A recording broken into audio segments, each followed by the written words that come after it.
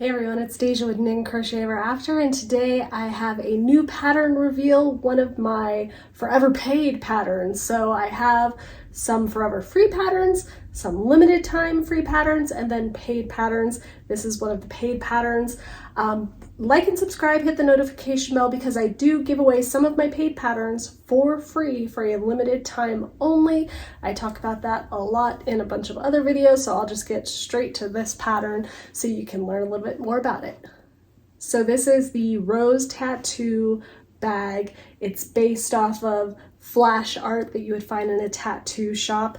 It is Intarsia crochet. If you've never done Intarsia, it's not difficult. I have a video that I will link so you can go learn how to do it. The only difficult part, because this is just really all single crochet, this whole bag pretty much is made with single crochet.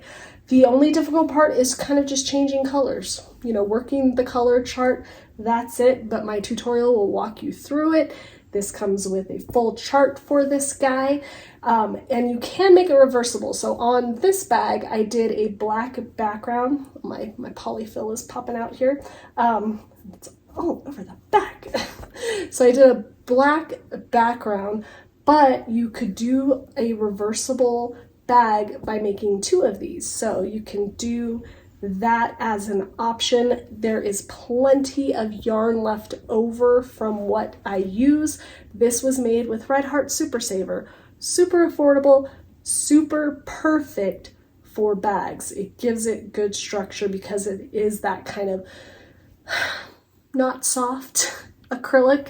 You know what I'm talking about. It was made with a 4mm crochet hook, and then the joining and the handles were made with a 6mm. So you need two hooks to finish it, but one skein each of each color, plenty of leftover, except for the black. The black you almost use all the way up. So unless you go reversible, then you'll have a lot of black left over, but one skein each of Red Heart and you're good to go.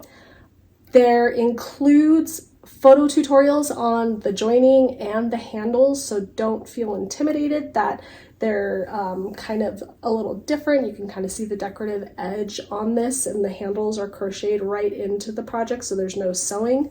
My polyfill is wanting to come out. So you can see it's got very good size. It's 13 inches by 8 inches tall, 4 inches wide, so it's got plenty of room for all your stuff. Nice and sturdy, like I said.